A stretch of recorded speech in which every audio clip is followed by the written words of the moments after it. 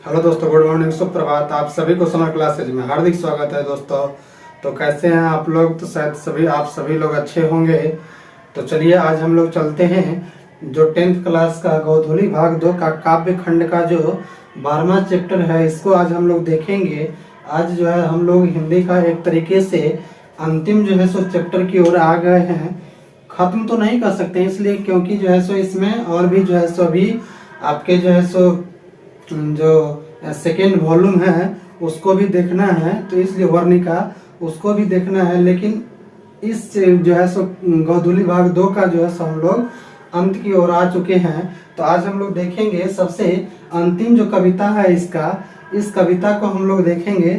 देखिए थोड़ा आप लोगों को बगल से साउंड आता होगा, तो देखिए साउंड की तरफ ध्यान नहीं देना है क्योंकि बगल में कुछ कार्यक्रम हो रहा है पूजा पाठ का, तो इसलिए बाहरी आवाज़ थोड़ा बहुत आता होगा, तो उस पर ध्यान नहीं देना है आप लोगों को। आप लोग जो है सो इस पे ध्यान दीजिएगा, उधर ध्यान नहीं देना है, ठीक है ना। तो हम लोग देंगे पढ़ाई पे ध्यान देंगे, देखेंगे इसको। देखिए आज जो है सो हम लोग इस चैप्टर को देखने के बाद जो है सो फिर क्या करेंगे कि एक तरीके से अंतिम घड़ी हम लोग इस कहने का मतलब जो है सो हिंदी बुक का जो है सो आ गया है, अंतिम क्लास हम कह सकते हैं। इसके बाद जो है सो हम लोग वर्णिका को देखेंगे, ठीक है ना। तो आइए हम लोग देखते हैं जो है सो क्या कहता है। ये कहता है कि मेरे बिना तुम प्रभु जो है सो इनके जो लेखक है वो कौन है, तो रेनर मारिया रिल्के साहब है। कौन है? रेनर मारिया रिल्के साहब है, ठीक है।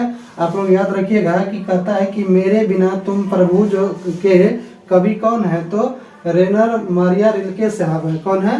रेनर मारिया रिल्के साहब है, ठीक है। तो इस तरीके से आप लोग इसको याद रखिएगा कि जो है सो मेरे बिना तुम प्रभु कविता के जो है सो कवि कौन है, तो रेनर मारिया मिल्के साहब है, ठीक है। तो इस तरीके से इसको याद रखिएगा। देखिए इसके बाद हम लोग चलते हैं कवि परिचय की ओर चलते हैं। कहता है कि इनका जन्म जो है सो कब हुआ है, 4 दिसंबर 1875 ईस्वी में प्राग ऑस्ट्रिया, अब का जो है सो जर्मनी हो चुका है, ठीक है। देखिए यानी कि इनका जन्म जो हुआ है कब हुआ है, 4 दिसंबर 1875 ईस्वी में हुआ है। कहाँ पे? तो प्राग ऑस्ट्रिया में हुआ है। कहाँ पे हुआ है? प्राग ऑस्ट्रिया में, जो वर्तमान में जर्मनी में है। कहाँ में है? जर्मनी में, वर्तमान में जर्मनी में ये पड़ता है, ठीक है। तो इनका जन्म जो है सो कहाँ पे हुआ है, प्राग ऑस्ट्रिया जर्मनी में हुआ है, ठीक है। देखिए आप लोग इसको याद रखिएगा क्योंकि ये जो है सो एक जो है सो इंग्लिश जो पोएट होने के कारण या कवि होने के कारण जो है सो ये बढ़िया पूछता है इससे क्वेश्चन, क्योंकि जो है सो एक ही इसमें जो है सो हम कह सकते हैं कि एक तरीके से जो काव्य खंड था उसमें एक ही जो है सो विदेशी कवि है, ठीक है। तो इसलिए जो है इसको आप लोग याद रखिएगा कि इनका जन्म जो है सो कब हुआ है, 4 दिसंबर 1875 ईस्वी को प्राग ऑस्ट्रिया में, जो वर्तमान में जर्मनी में, ठीक है। इसको याद रखिएगा। इसके बाद कहते हैं इनके पिता का नाम जोसेफ रिल्के और माता का नाम जो है सो सोफिया थी। क्या थी? सोफिया थी। इनके पिता का नाम क्या था, तो जोसेफ रिल्के था, ठीक है। और इनके माता का नाम क्या था, तो सोफिया थी, ठीक है। तो इस तरीके से इसके माता और पिता का नाम याद रखिएगा। इसके बाद कहता है कि इनका शिक्षा जो है सो दक्षिणी, कहता है कि इनकी शिक्षा दीक्षा जो है सो अनेक बाधाओं को पार करते हुए हुई। यानी इनका शिक्षा जो है सो क्या हुआ कि अनेक सारी बाधाओं को ये जो है सो पार करते हुए इन्होंने अपनी शिक्षा को क्या किए, तो प्राप्त की, ठीक है। देखिए इसका कहता है कि इन्होंने प्राग और म्यूनिख विश्वविद्यालय से शिक्षा पाई। कहाँ से? देखिए पूछेगा एग्जाम में आपको कि रेनर मारिया रिल्के साहब जो है सो कहाँ से अपनी शिक्षा प्राप्त की, तो प्राग और म्यूनिख विश्वविद्यालय से। कहाँ से? प्राग और म्यूनिख विश्वविद्यालय से इन्होंने अपनी शिक्षा को प्राप्त की, ठीक है। इसके बाद कहता है कि इनकी गहरी अभिरुचि कला और साहित्य में थी। किसमें थी? इनकी जो रुचि थी साहित्य और कला में क्या थी, गहरी रुचि थी, ठीक है। ये साहित्य और जो है सो किसके, तो कला के प्रति जो है सो इनका अभिरुचि जो था वो काफी था, ठीक है। इसलिए यहाँ कहता है कि इनकी गहरी अभिरुचि थी कला और साहित्य में, ठीक है। इसके बाद देखिए कहता है कि कविता के साथ साथ गद्य भी लिखते थे। यानी रेनर मारिया मिल्के साहब जो थे वो कविता के साथ साथ जो है सो गद्य भी लिखते थे। क्या करते थे? गद्य भी लिखते थे। ऐसे ही आपको पूछेगा कि रेनर मारिया रिल्के साहब कविता के साथ साथ क्या लिखते थे, तो गद्य लिखते थे, ठीक है, याद रखिएगा। इसके बाद कहता है कि इनकी एक प्रमुख उपन्यास है द नोटबुक ऑफ माल्टे लॉरिड्स ब्रिज। क्या है? पहला जो इनका जो है सो एक जो प्रमुख उपन्यास है, कौन है, द नोटबुक ऑफ माल्टे लॉरिड्स ब्रिज, ठीक है। और दूसरा है टेल्स ऑफ ऑलमाइटी क्या कहता है, दूसरा है कौन सा, टेल्स ऑफ ऑलमाइटी, यानी कि ये दो नहीं एक ही कह सकते हैं हम, इसलिए क्योंकि जो है सो इनका दिया हुआ है कि इनकी एक प्रमुख उपन्यास था, क्या था, एक ही प्रमुख उपन्यास था, कौन, तो the notebook of the Malte Laurids Brigge और टेल्स ऑफ ऑलमाइटी, इनकी जो है सो क्या है, एक, सॉरी देखिए यहाँ ठीक है, एक ही जो है सो इनकी क्या है, तो प्रमुख उपन्यास है, कौन, तो the notebook of the Malte Laurids Brigge, ये इनकी क्या है, एक प्रमुख जो है सो उपन्यास, एग्जाम में ऐसे ही आपको देगा कि the notebook of the Malte Laurids Brigge किनकी जो है सो प्रमुख जो है सो उपन्यास है, तो रेनर मारिया रिल्के साहब का, किसका है, रेनर मारिया रिल्के साहब का है, ठीक है। और देखिए कहता है कि जो है सो टेल्स ऑफ ऑलमाइटी कहानी संग्रह प्रसिद्ध है इनकी, कौन सा, तो टेल्स ऑफ ऑलमाइटी जो कहानी है इनकी, वो कहानी क्या है, तो प्रसिद्ध कहानी संग्रह है, ठीक है। इसके बाद ये कहता है कि इनके प्रमुख कविता संकलन है लाइफ एंड सॉन्ग्स, इनकी जो प्रमुख कविता संकलन है वो क्या क्या है, तो life and songs, Lawrence sacrifice, advent आदि जो है इनकी क्या है, प्रमुख कविता है, कौन कौन सा, तो लाइफ एंड सॉन्ग्स, उसके बाद जो है सो लॉरेंस सेक्रीफाइस, ठीक है, सेक्रीफाइस, और ये जो अगला है एडवेंट आदि, ये जो इनकी क्या है, प्रमुख जो है सो कविता है, ठीक है, कविता संकलन है। इसके बाद ये कहता है कि इन्होंने अपने लेखन से आधुनिक यूरोपों को संवेदात्मक भाषा और जो है सो शिल्प को काफी प्रभावित किया, यानी ये अपने लेखन से जो है सो, यानी कि यूरोपियन देशों को जो है सो, आधुनिक जो यूरोपियन देश है उसको काफी जो है ये क्या किए, शिक्षा और शिल्प के क्षेत्र में जो है सो इन्होंने बढ़ावा किए, क्या किए, बढ़ावा दिए, या अपने जो है सो लेखन या भाषा शिल्प से जो है सो काफी क्या किए, प्रभावित किए, ठीक है, लोगों को अपने ओर आकर्षित करने का काम किए। कहता है कि इनकी काव्य शैली गीतात्मक और भावबोध में रहस्य योग मुक्ता है, क्या है, इनकी जो काव्य शैली है गीतात्मक और भावबोध में जो है सो क्या है, रहस्योन्मुखता है, क्या है, रहस्योन्मुखता है, यानी कि इनकी जो काव्य शैली है गीतात्मक, कौन, ये जो इनकी जो काव्य शैली गीतात्मक है इसमें जो है सो भावबोध का जो है सो क्या है, रहस्योन्मुखता है, यानी रहस्योन्मुखता मतलब उसमें बहुत सारी रहस्य को उन्होंने अपने बारे में क्या किए हैं, बताए हैं, ठीक है, इसलिए यहाँ कहता है कि रहस्योन्मुखता है, ठीक है। कहता है कि यह कविता प्रसिद्ध हिंदी कवि धर्मवीर भारती द्वारा भाषांतरित है। देखिए एक तो विदेशी कवि थे, ठीक है, तो विदेशी कवि तो विदेश इंग्लिश में ही लिखे होंगे, तो उसको हिंदी में रूपांतरण जो किए हैं वो कौन किए हैं, तो वो किए हैं आपके धर्मवीर भारती, ठीक है, कौन किए हैं, धर्मवीर भारती, इनको हिंदी में किए हैं, ठीक है, ये भी एक कवि ही है, ठीक है, तो ये कवि जो है सो इनके कविता को जो है सो हिंदी भाषा में रूपांतरित किया, इसलिए इसको याद रखिएगा, पूछेगा मेरे बिना तुम प्रभु कविता को हिंदी भाषांतरित या हिंदी में रूपांतरण कौन किए हैं, तो धर्मवीर भारती किए हैं, ठीक है। इसके बाद ये कहता है कि यह कविता विश्व कविता के भाषांतरित संकलन देशांतर से लिया गया है, किससे लिया गया, यह जो कविता है वो विश्व कविता के भाषांतरित संकलन देशांतर से लिया गया है, किससे लिया गया है, देशांतर से लिया गया है, ये मेरे बिना तुम प्रभु, किसके, तो ये विश्व कविता के भाषांतरित संकलन देशांतर से लिया गया है, किससे लिया गया है, भाषांतरित संकलन देशांतर से, किससे, देशांतर से लिया गया है। इसके बाद कहता है कि रिल्के मरवी ईसाई जो है सो कवियों जैसी पवित्र आस्था के आस्तिक कवि है, ये जो है सो एक जो है सो मर्मी मतलब यानी बहुत ही मार्मिक और ईसाई कवियों जैसी जो है सो एक क्या है, पवित्र जो है सो आस्था रखने वाला जो है सो ईश्वर के प्रति, भगवान के प्रति जो है सो आस्था रखने वाले एक क्या है, एक कवि है, ठीक है। जिस प्रकार से ईसाई लोग देखे होइएगा अपने धर्मों के प्रति बहुत ही वो आगाढ़ रहते हैं, आगाढ़ प्रेम करते हैं अपने धर्मों से, उसी प्रकार जो है सो रिल्के साहब भी जो है सो इन कविता के प्रति जो है सो अपनी या ईश्वर के प्रति अपनी आस्था को प्रकट करते हैं इस कविता में, ठीक है। देखिए क्या कहता है कि इनकी मृत्यु जो है सो 29 दिसंबर 1926 ईस्वी में हो गया, कितना में हो गया, इनकी मृत्यु 29 दिसंबर 1926 में हो गया। इसके बाद कहता है कि इस कविता में बिना भक्त के भगवान भी एकांकी हो जाता है, इस बात को समझाने की कोशिश की है, ठीक है, सही बात है। इस कविता में जो है सो यानी कि बिना जो है सो भक्त के जैसे भगवान भी क्या होते हैं, एकांकी हो जाते हैं, अकेलेपन हो जाते हैं, वो उदास निराश हो जाते हैं।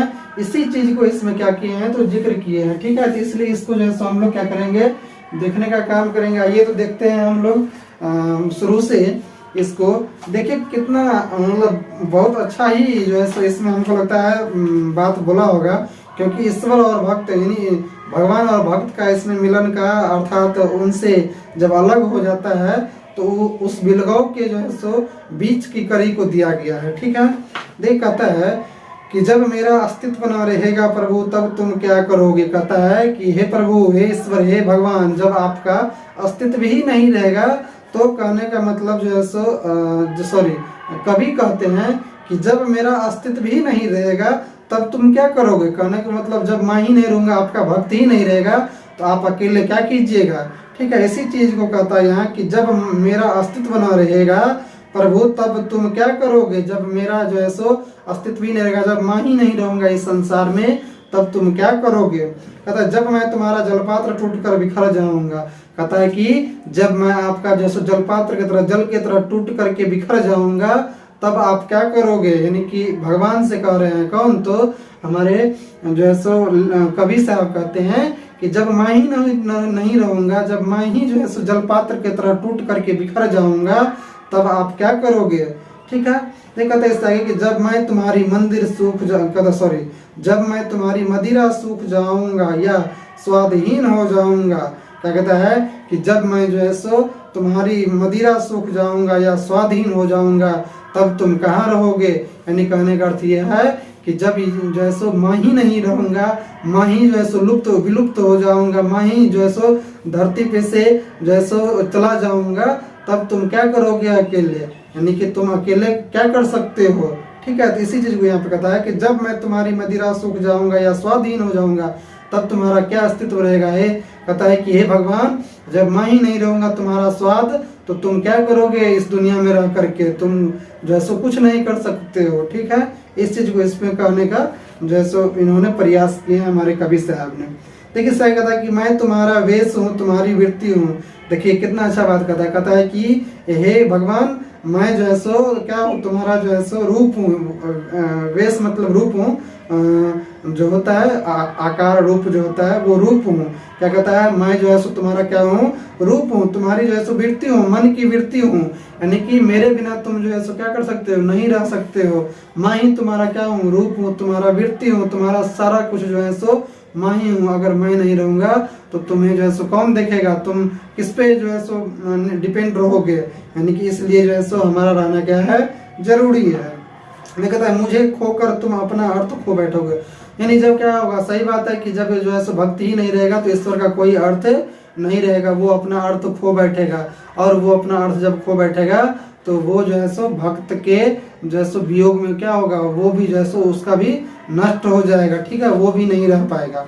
इसलिए कहता है कि मुझे खोकर तुम अपना अर्थ खो बैठोगे। यानी कि जब मैं नहीं रहूंगा तो आपका भी कोई इम्पोर्टेंस नहीं रहेगा। भगवान इस चीज को यहाँ पे कहता है कि मुझे खोकर तुम अपना अर्थ खो बैठोगे। जब मैं नहीं रहूंगा तो तुम्हारा कोई भी अर्थ नहीं रहेगा। क्योंकि इसलिए नहीं रहेगा क्योंकि जब मैं ही नहीं रहूंगा तो तुम्हें वैल्यू कौन देगा, तुमको पूजा पाठ कौन करेगा, तुमको मान सम्मान कौन देगा। इसलिए जो है सो जब मैं नहीं रहूंगा तो तुम्हारा कोई जो है सो अर्थ नहीं रहेगा। ठीक है, कहता है कि जैसे मेरे बिना तुम गृहहीन निर्वासिन होंगे, स्वागत विहीन होंगे। कहता है कि जब मैं नहीं रहूंगा तो तुम क्या हो जाओगे, जैसे गृह विहीन हो जाओगे, घर में नहीं रह पाओगे।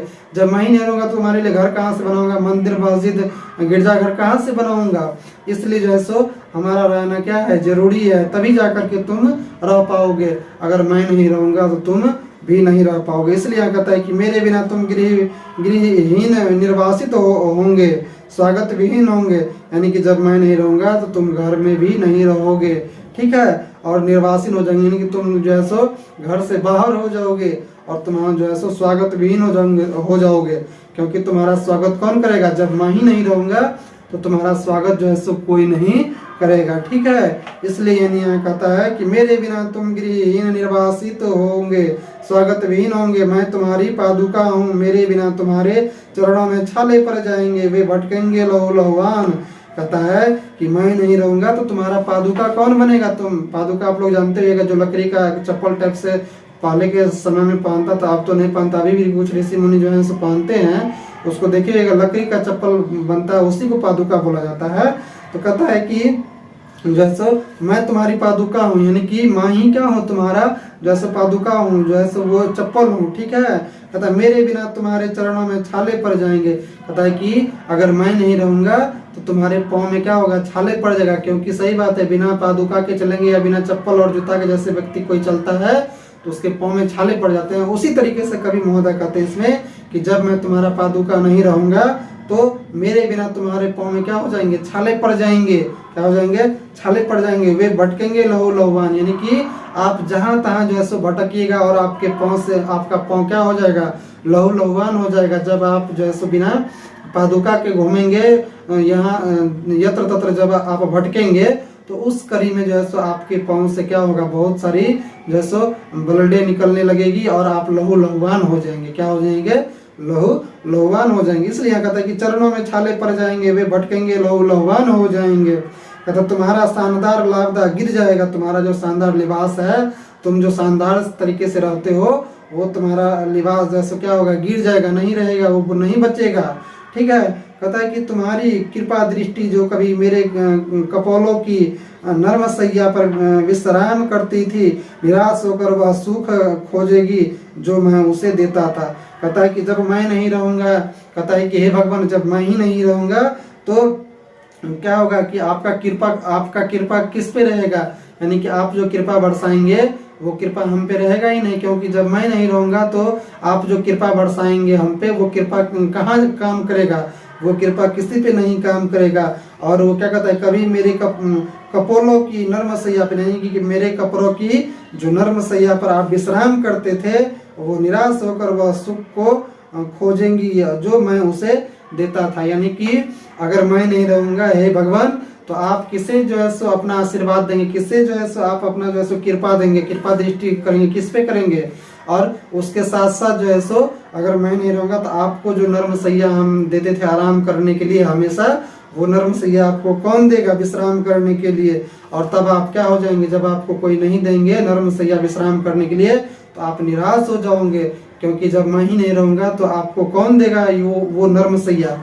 और वो नर्म सैया जब आपको नहीं मिलेगी तो आप क्या हो जाओगे, निराश हो जाओगे। क्या हो जाओगे, निराश हो जाओगे। और तब जा करके तुम निराश होकर के वह सुख खोजेगी जो मैं उसे देता था। और तब जा करके आप जो है सो उस सुख को खोजिएगा जब जो सुख मैं आपको हमेशा देता था। वो किन से कह रहे हैं, तो भगवान से कह रहे हैं हमारे कवि महोदय की जब मैं ही नहीं रहूंगा तो वो उस सुख को आपको कौन देगा। वो सुख आप उस सुख के लिए आप खोजते घूरिएगा। क्या करते रहिएगा, खोजते घूरिएगा आप, ठीक है। इसी चीज को यहाँ कहता है कि निराश होकर वह सुख खोजेगी जो मैं उसे देता था। यानी कि जो सुख हम भगवान को देते थे, जो हम भगवान को देते थे सुख, उस सुख के लिए आप निराश होकर क्या कीजिएगा, घूमते फिरिएगा, ठीक है, या खोजिएगा या भटकिएगा। देखिए सही कहता है कि दूर की चट्टानों की ठंडी गोद में सूर्यास्त के रंगों में घुलने का सुख। कहता है कि हे भगवान, जो यानी कि दूर की चट्टानों की जो ठंडी गोद में सूर्यास्त के रंगों में जो घुलने का सुख है, वो सुख आपको कैसे मिलेगा। जिस प्रकार यानी कि सूर्यास्त के समय जो एक लाल रंग जो होता है, वो सूर्यास्त के समय वो लाल रंग में घुले हुए जो सुख होता है पहाड़ों को मिलता है, उसी प्रकार जो हम सुख आपको देते थे वो सुख आपको कहाँ मिलेगा। यानी कि जिस प्रकार एक संध्या के समय में आप देखिएगा कि सूर्यास्त के समय में बहुत ही जो है सो मनमोहक दृश्य जो है सो पहाड़ को लगते रहता है और वो अपने आप को सुख जो है सो अनुभव करता है। उसी प्रकार जो है सो संध्या के समय में जिस प्रकार मैं आपको प्रतिदिन जो है सो सूर्यास्त के रंगों में घुलने का सुख देता था, वो सुख आपको कौन देगा, वो जब मैं नहीं रहूंगा। तो इसलिए जो है सो हमें रहना क्या है, जरूरी है। और तभी जा करके आपको ये सारी सुख क्या हो सकती है, मिल सकती है, ठीक है। देखिए इससे आगे कहता है कि प्रभु मुझे आशंका होती है कि मेरे बिना तुम क्या करोगे। यानी कि प्रभु आप पे क्या होती है कि जो है सो मुझे जो है सो क्या हो रही है, तो आशंका हो रही है, मुझे संकट उत्पन्न हो रहा है कि जब मैं नहीं रहूंगा तो आप कैसे रहिएगा, आपका क्या अस्तित्व रहेगा, ठीक है। इसी चीज को इसमें कहा गया है कि एक भक्त और भगवान के बीच की जो कड़ी होती है, उस कड़ी को जब तक यानी कि भगवान और भक्त दोनों परस्पर नहीं रह पाएंगे, नहीं रहेंगे, तब तक किसी का इम्पोर्टेंस नहीं रहता है। अगर मान लीजिए कि भगवान है और भक्त नहीं है तो भगवान का कौन वैल्यू, भगवान को कौन वैल्यू देंगे? भगवान को जो भक्त होंगे वही ना वैल्यू देंगे। और मान लीजिए कि अगर भक्त है भगवान नहीं है तो भगवान भक्त किसको पूजेंगे? भक्त ऐसे थोड़ी है किसी को पूजते हैं, किसी को नहीं पूजेंगे, वो भगवान को ही पूजेंगे। तो इसीलिए जो है सो भक्त के साथ साथ जो है सो भगवान का जो है सो रहना क्या है, बहुत जरूरी है। तभी जा करके एक जो है सो सही सामंजस्य बैठ पाता है। इसी चीज को इसमें जो है सो हमारे रेनियर मारिया रिल्के साहब जो है सो बोले हैं कि प्रभु अगर मैं नहीं रहूंगा तो आपका कोई अस्तित्व नहीं रहेगा। क्या होगा? नहीं रहेगा। इसी चीज को इसमें जो है सो पूरा जिक्र किया है। आप लोगों को शायद पूरा हिंदी इसका समझ में भी आ गया होगा, और इससे जितने भी ऑब्जेक्टिव आ सकते हैं इनको हमने बता देने का भी प्रयास किया। और अगले क्लास में जो है सो हम लोग क्या करेंगे, इसके ऑब्जेक्टिव को भी जो है सो देखेंगे और फिर से ऑब्जेक्टिव को देखेंगे। तो हम लोग जो है सो अब चलते हैं, इससे अगली क्लास में मिलेंगे दोस्तों। तब तक के लिए दोस्तों अगर यह क्लास आप लोगों को अच्छी लगी हो तो क्लास को लाइक कर दीजिएगा, सब्सक्राइब कर दीजिएगा, शेयर कीजिएगा और कमेंट करना नहीं भूलिएगा, ताकि हम इससे जो अगली क्लास हो और भी बेहतर तरीके से लाने का काम करेंगे। तो आप लोगों का कमेंट जो है आप लोग कमेंट जरूर करिएगा कि यह क्लास आप लोगों को कैसी लगी क्लास। तो हम लोग मिलते हैं इस अगली क्लास में, तब तक के लिए जय हिंद, जय भारत।